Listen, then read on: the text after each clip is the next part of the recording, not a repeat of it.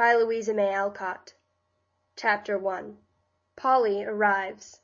"It's time to go to the station, Tom." "Come on, then." "Oh, I'm not going. It's too wet. Shouldn't have a crimp left if I went out such a day as this, and I want to look nice when Polly comes." "You don't expect me to go and bring home a strange girl alone, do you?" And Tom looked as much alarmed as if his sister had proposed to him to escort the wild woman of Australia. "Of course I do. It's your place to go and get her, and if you wasn't a bear you'd like it." "Well, I call that mean. I suppose I'd got to go. But you said you'd go too." "Catch me bothering about your friends another time. No, sir." And Tom rose from the sofa with an air of indignant resolution, the impressive effect of which was somewhat damaged by a tousled head, and the hunched appearance of his garments generally. "Now don't be cross, and I'll get Mamma to let you have that horrid Ned Miller that you're so fond of come and make you a visit after Polly's gone," said Fanny, hoping to soothe his ruffled feelings. "How long is she going to stay?" demanded Tom, making his toilet by a promiscuous shake. "A month or two, maybe. She's ever so nice, and I shall keep her as long as she's happy."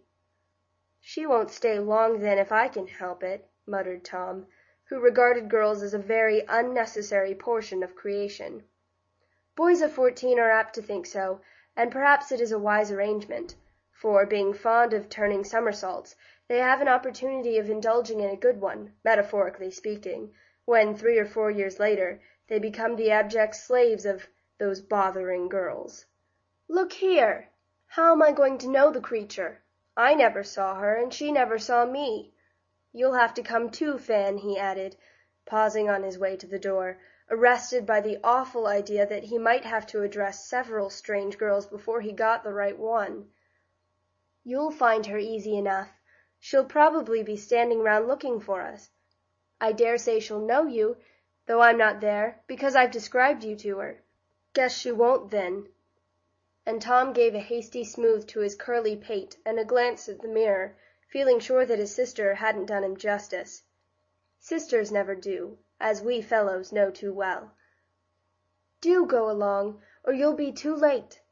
And then, what will Polly think of me?" cried Fanny, with the impatient poke which is peculiarly aggravating to masculine dignity.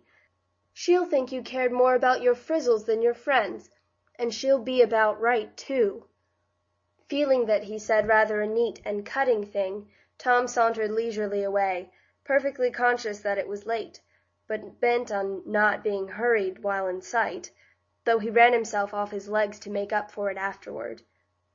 "If I was the president, I'd make a law to shut up all boys till they were grown, for they certainly are the most provoking toads in the world," said Fanny, as she watched the slouchy figure of her brother strolling down the street. She might have changed her mind, however, if she had followed him, for as soon as he turned the corner his whole aspect altered. His hands came out of his pockets, he stopped whistling, buttoned his jacket, gave his cap a pull, and went off at a great pace. The train was just in when he reached the station, panting like a racehorse, and as red as a lobster with the wind in the run. "Suppose she'll wear a topknot and a thingumbob, like everyone else, and however shall I know her? Too bad of Fan to make me come alone," thought Tom, as he stood watching the crowd stream through the depot, and feeling rather daunted at the array of young ladies who passed. As none of them seemed looking for anyone, he did not accost them, but eyed each new batch with the air of a martyr. "That's her," he said to himself, as he presently caught sight of a girl in gorgeous array, standing with her hands folded and a very small hat perched on the top of a very large chignon, as Tom pronounced it. "I suppose I've got to speak to her, so here goes." And nerving himself to the task, Tom slowly approached the damsel, who looked as if the wind had blown her clothes into rags, such a flapping of sashes, scallops, ruffles, curls, and feathers was there. "I say, if you please, is your name Polly Milton?" meekly asked Tom, pausing before the breezy stranger. "No, it isn't," answered the young lady, with a cool stare that utterly quenched him. "Where in thunder is she?" growled Tom, walking off in high dudgeon. The quick tap of feet behind him made him turn in time to see a fresh-faced little girl running down the long station and looking as if she rather liked it. As she smiled and waved her bag at him, he stopped and waited for her, saying to himself, "Hello, I wonder if that's Polly." Up came the little girl with her hand out and a half-shy, half-merry look in her blue eyes, as she said inquiringly, "This is Tom, isn't it?" "Yes. How did you know?" And Tom got over the ordeal of handshaking without thinking of it, he was so surprised. "Oh, Fan told me you'd got curly hair and a funny nose, and kept whistling, and wore a gray cap pulled over your eyes, so I knew you directly." And Polly nodded at him in the most friendly manner, having politely refrained from calling the hair red, the nose a pug, and the cap old, all of which facts Fanny had carefully impressed upon her memory. "Where are your trunks?" asked Tom, as he was reminded of his duty by her handing him the bag, which he had not offered to take. "Father told me not to wait for anyone, else I'd lose my chance of a hack, so I gave my check to a man, and there he is with my trunk." And Polly walked off after her one modest piece of baggage, followed by Tom, who felt a trifle depressed by his own remissness in polite attentions. "She isn't a bit of a young lady, thank goodness. Fan didn't tell me she was pretty. Don't look like city girls, nor act like 'em neither," he thought, trudging in the rear, and eyeing with favor the brown curls bobbing along in front. As the carriage drove off, Polly gave a little bounce on the springy seat, and laughed like a delighted child. "I do like to ride in these nice hacks, and see all the fine things, and have a good time, don't you?" she said, composing herself the next minute, as if it suddenly occurred to her that she was going a-visiting. "Not much," said Tom, not minding what he said, for the fact that he was shut up with the strange girl suddenly oppressed his soul. "How's Fan? Why didn't she come too?" asked Polly, trying to look demure, while her eyes danced in spite of her. "Afraid of spoiling her crinkles." And Tom smiled, for this base betrayal of confidence made him feel his own man again. "You and I don't mind dampness. I'm much obliged to you for coming to take care of me." It was kind of Polly to say that, and Tom felt it, for his red crop was a tender point, and to be associated with Polly's pretty brown curls seemed to lessen its coppery glow. Then he hadn't done anything for her but carry the bag a few steps, yet she thanked him. He felt grateful, and in a burst of confidence offered a handful of peanuts, for his pockets were always supplied with this agreeable delicacy, and he might be traced anywhere by the trail of shells he left behind him. As soon as he had done it, he remembered that Fanny considered them vulgar, and felt that he had disgraced his family. So he stuck his head out of the window and kept it there so long that Polly asked if anything was the matter. "Pooh! Who cares for a countrified little thing like her?" said Tom manfully to himself, and then the spirit of mischief entered in and took possession of him. "He's pretty drunk, but I guess he can hold his horses," replied this evil-minded boy with an air of calm resignation. "Is the man tipsy?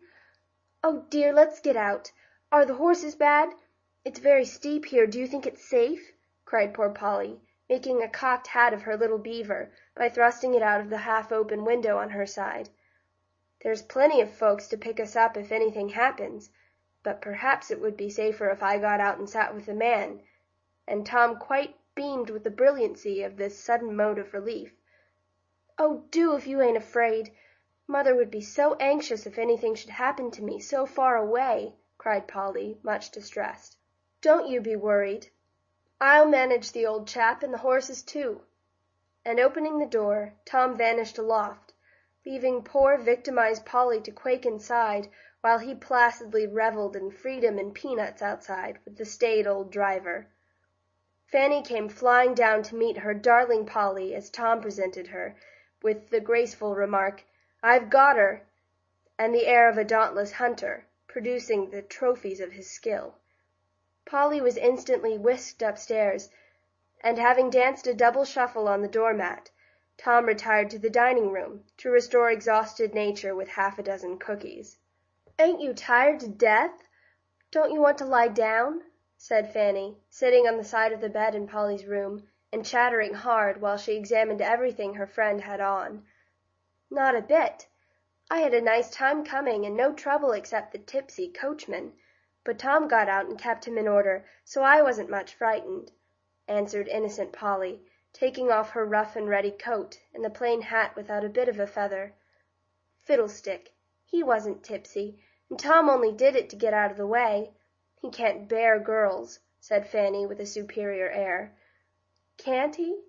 Why, I thought he was very pleasant and kind," and Polly opened her eyes with a surprised expression. "He's an awful boy, my dear, and if you have anything to do with him, he'll torment you to death. Boys are all horrid, but he's the horridest one I ever saw." Fanny went to a fashionable school, where the young ladies were so busy with their French, German, and Italian that there was no time for good English. Feeling her confidence much shaken in the youth, Polly privately resolved to let him alone, and changed the conversation by saying, as she looked admiringly about the large, handsome room, "How splendid it is! I never slept in a bed with curtains before, or had such a fine toilet table as this."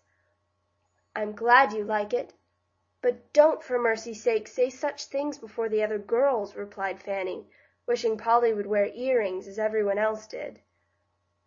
"Why not?" asked the country mouse of the city mouse, wondering what harm there was in liking other people's pretty things, and saying so. "Oh, they laugh at everything the least bit odd, and that isn't pleasant." Fanny didn't say "countrified," but she meant it, and Polly felt uncomfortable. So she shook out her little black silk apron with a thoughtful face, and resolved not to allude to her own home if she could help it. "I'm so poorly. Mamma says I needn't go to school regularly while you are here, only 2 or 3 times a week, just to keep up my music and French. You can go too if you like. Papa said so." "Do, it's such fun!" cried Fanny, quite surprising her friend by this unexpected fondness for school. "I should be afraid if all the girls dress as finely as you do, and know as much," said Polly, beginning to feel shy at the thought. "La, child, you needn't mind that. I'll take care of you, and fix you up so you won't look odd." "Am I odd?" asked Polly, struck by the word and hoping it didn't mean anything very bad. "You are a dear, and ever so much prettier than you were last summer, only you've been brought up differently from us.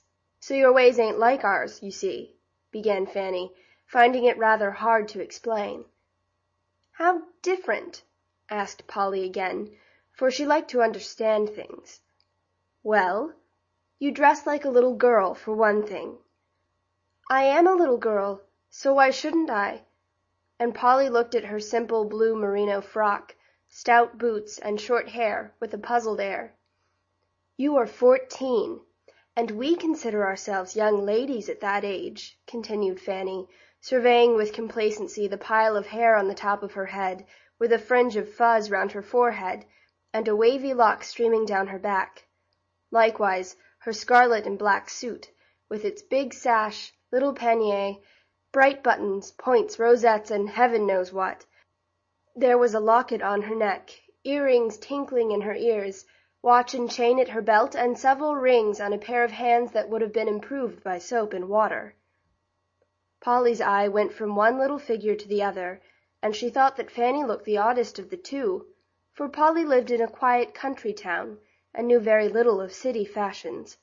She was rather impressed by the elegance about her, never having seen Fanny's home before, as they got acquainted while Fanny paid a visit to a friend who lived near Polly. But she didn't let the contrast between herself and Fan trouble her, for in a minute she laughed and said, contentedly, "My mother likes me to dress simply, and I don't mind. I shouldn't know what to do rigged up as you are. Don't you ever forget to lift your sash and fix those puffy things when you sit down." Before Fanny could answer, a scream from below made both listen.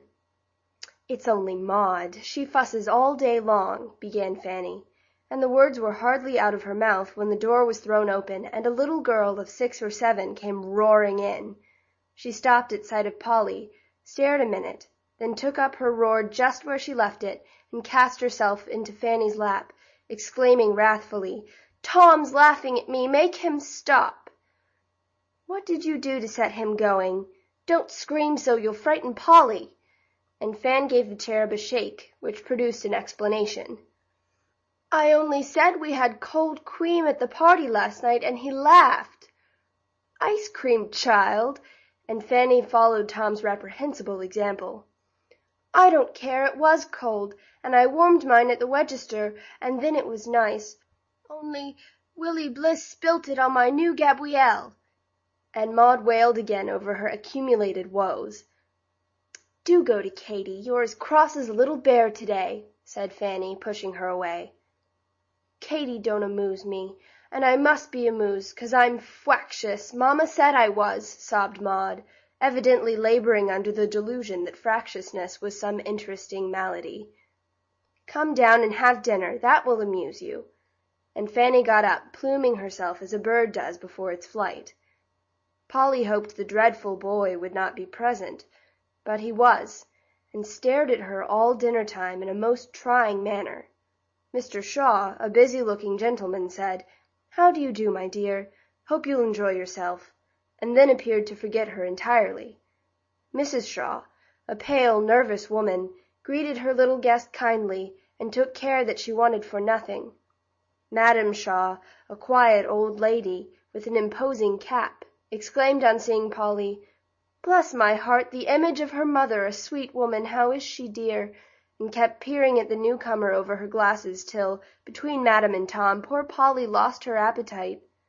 Fanny chatted like a magpie, and Maud fidgeted, till Tom proposed to put her under the big dish cover, which produced such an explosion that the young lady was borne screaming away by the much-enduring Katy. It was altogether an uncomfortable dinner, and Polly was very glad when it was over. They all went about their own affairs, and after doing the honors of the house, Fan was called to the dressmaker, leaving Polly to amuse herself in the great drawing-room. Polly was glad to be alone for a few minutes, and, having examined all the pretty things about her, began to walk up and down over the soft, flowery carpet, humming to herself, as the daylight faded, and only the ruddy glow of the fire filled the room. Presently Madam came slowly in, and sat down in her armchair, saying, "That's a fine old tune. Sing it to me, my dear. I haven't heard it this many a day." Polly didn't like to sing before strangers, for she had had no teaching but such as her busy mother could give her. But she had been taught the utmost respect for old people, and having no reason for refusing, she directly went to the piano, and did as she was bid. "That's the sort of music it's a pleasure to hear. Sing some more, dear," said Madam in her gentle way, when she had done. Pleased with this praise, Polly sang away in a fresh little voice that went straight to the listener's heart and nestled there. The sweet old tunes that one is never tired of were all Polly's store, and her favorites were Scotch airs, such as "Yellow-Haired Laddie," "Jack o' Hazeldean," "Down Among the Heather," and "Berks of Aberfeldy." The more she sung, the better she did it, and when she wound up with "A Health to King Charlie," the room quite rung with the stirring music made by the big piano and the little maid. "By George, that's a jolly tune! Sing it again, please!" cried Tom's voice, and there was Tom's red head bobbing up over the high back of the chair where he had hidden himself. It gave Polly quite a turn, for she thought no one was hearing her but the old lady dozing by the fire. "I can't sing any more. I'm tired," she said, and walked away to Madam in the other room. The red head vanished like a meteor, for Polly's tone had been decidedly cool. The old lady put out her hand, and drawing Polly to her knee, looked into her face with such kind eyes that Polly forgot the impressive cap, and smiled at her confidingly, for she saw that her simple music had pleased her listener, and she felt glad to know it. "You mustn't mind my staring, dear," said Madam, softly pinching her rosy cheek. "I haven't seen a little girl for so long it does my old eyes good to look at you." Polly thought that a very odd speech, and couldn't help saying, "Aren't Fan and Maud little girls too?" "Oh dear, no, not what I call little girls. Fan has been a young lady this 2 years, and Maud is a spoiled baby. Your mother's a very sensible woman, my child." "What a very queer old lady," thought Polly, but she said "Yes'm" respectfully, and looked at the fire. "You don't understand what I mean, do you?" asked Madame, still holding her by the chin. "No, not quite." "Well, dear, I'll tell you. In my day, children of 14 and 15 didn't dress in the height of the fashion, go to parties as nearly like those of grown people as it's possible to make 'em, lead idle, giddy, unhealthy lives, and get blass at 20. We were little folks till 18 or so, worked and studied, dressed and played like children, honored our parents, and our days were much longer in the land than now, it seems to me." The old lady appeared to forget Polly at the end of her speech, for she sat patting the plump little hand that lay in her own, and looking up at a faded picture of an old gentleman with a ruffled shirt and a queue. "Was he your father, madam?" "Yes, dear, my honored father. I did up his frills to the day of his death, and the first money I ever earned was $5, which he offered as a prize to whichever of his 6 girls would lay the handsomest darn in his silk stockings." "How proud you must have been!" cried Polly, leaning on the old lady's knee with an interested face. "Yes, and we all learned to make bread and cook and wore little chintz gowns and were as gay and hearty as kittens. All lived to be grandmothers and fathers, and I'm the last, 70 next birthday, my dear, and not worn out yet, though daughter Shaw is an invalid at 40. That's the way I was brought up, and that's why Fan calls me old-fashioned, I suppose. Tell more about your papa, please. I like it," said Polly. "Say father. We never called him papa, and if one of my brothers had addressed him as governor, as boys do now, I really think he'd have cut him off with a shilling." Madame raised her voice in saying this, and nodded significantly, but a mild snore from the other room seemed to assure her that it was a waste of shot to fire in that direction. Before she could continue, in came Fanny with the joyful news that Clara Bird had invited them both to go to the theatre with her that very evening, and would call for them at 7 o'clock. Polly was so excited by this sudden plunge into the dissipations of city life that she flew about like a distracted butterfly, and hardly knew what happened, till she found herself seated before the great green curtain in the brilliant theatre. Old Mr. Bird sat on one side, Fanny on the other, and both let her alone, for which she was very grateful, as her whole attention was so absorbed in the scene around her that she couldn't talk. Polly had never been much to the theatre, and the few plays she had seen were the good old fairy tales, dramatized to suit young beholders, lively, bright, and full of the harmless nonsense which brings the laugh without the blush. That night she saw one of the new spectacles which have lately become the rage, and run for hundreds of nights, dazzling, exciting, and demoralizing the spectator by every allurement French ingenuity can invent and American prodigality execute. Never mind what its name was. It was very gorgeous, very vulgar, and very fashionable, so, of course, it was much admired, and everyone went to see it. At first, Polly thought she had got into fairyland, and saw only the sparkling creatures who danced and sung in a world of light and beauty. But presently she began to listen to the songs and conversation, and then the illusion vanished, for the lovely phantoms sang negro melodies, talked slang, and were a disgrace to the good old-fashioned elves whom she knew and loved so well. Our little girl was too innocent to understand half the jokes, and often wondered what people were laughing at. But, as the first enchantment subsided, Polly began to feel uncomfortable, to be sure her mother wouldn't like to have her there, and to wish she hadn't come. Somehow, things seemed to get worse and worse as the play went on, for our small spectator was being rapidly enlightened by the gossip going on all about her, as well as by her own quick eyes and girlish instincts, when 24 girls, dressed as jockeys, came prancing onto the stage, cracking their whips, stamping the heels of their top boots, and winking at the audience. Polly did not think it at all funny, but looked disgusted, and was glad when they were gone. But when another set appeared in a costume consisting of gauze wings and a bit of gold fringe round the waist, Poor unfashionable Polly didn't know what to do, for she felt both frightened and indignant, and sat with her eyes on her playbill, and her cheeks getting hotter and hotter every minute. "What are you blushing so for?" asked Fanny, as the painted sylphs vanished. "I'm so ashamed of those girls," whispered Polly, taking a long breath of relief.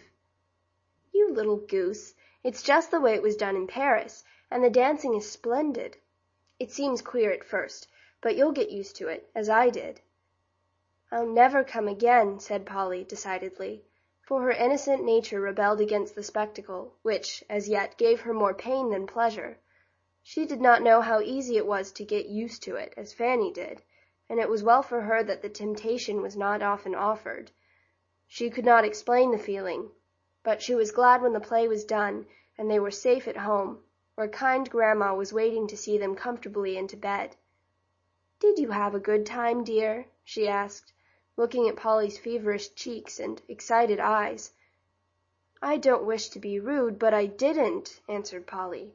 "Some of it was splendid, but a good deal of it made me want to go under the seat. People seemed to like it, but I don't think it was proper."